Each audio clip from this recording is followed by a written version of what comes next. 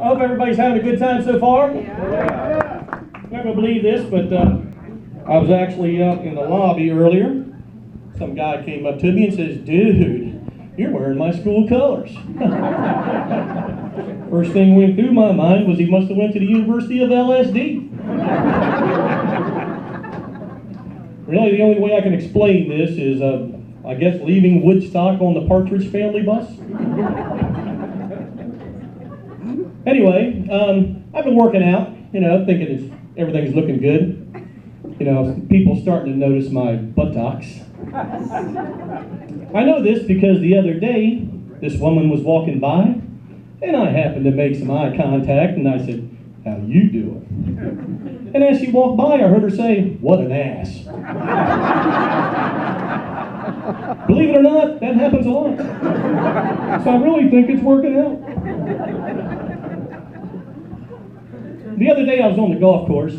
We had a foursome. Man, we were setting a rapid pace. We were flying around that golf course. We come up to hole 13 and stopped. There are 3 other foursomes on that hole.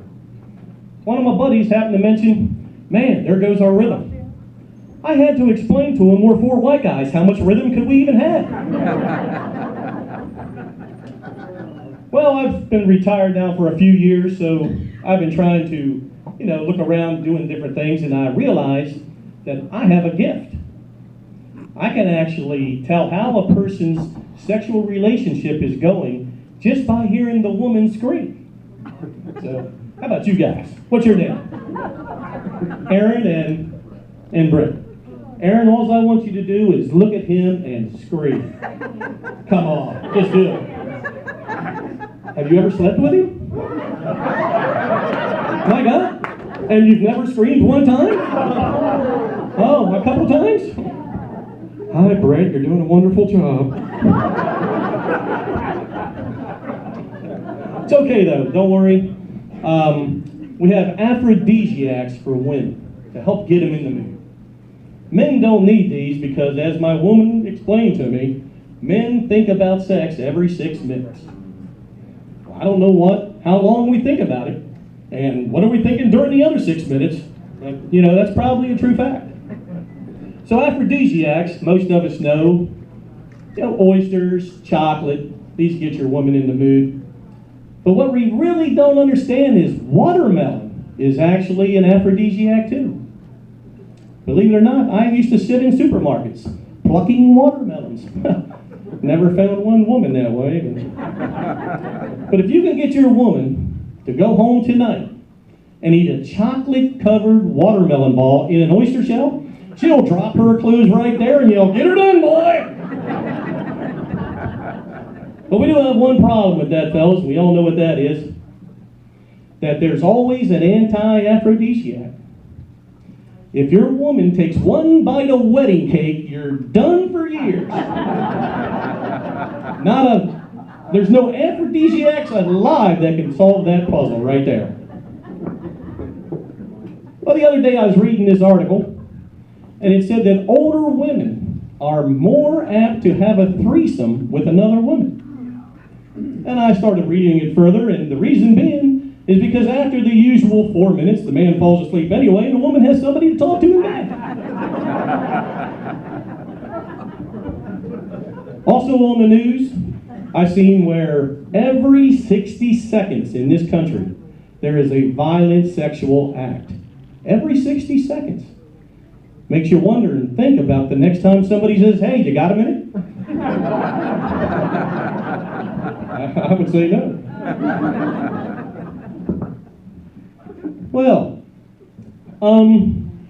so my wife, everybody's trying to get this 15 minutes of fame in, and my wife says that I've already got mine. Come to find out, I'm the last guy to ever be knocked out by George Foreman.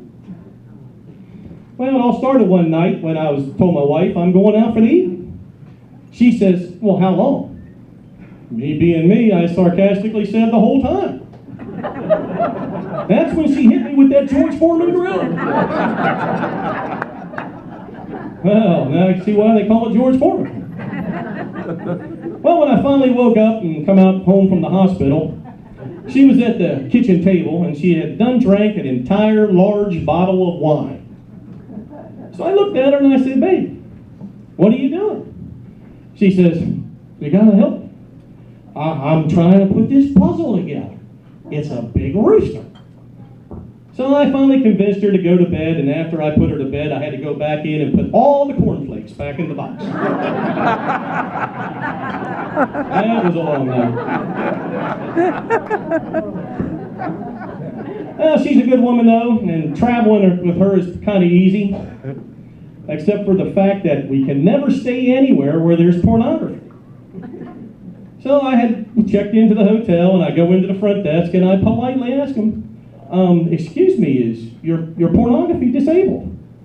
Well, not only wouldn't they service, they called the cops because they called us sick freaks for wanting to watch pornography of disabled people. Well, that's my time for tonight. I want to thank everybody. Are you guys ready to see your feature comedian? Well, put your hands together for Benny Mark. He's out of Atlantic City, and he does a lot of USO tours.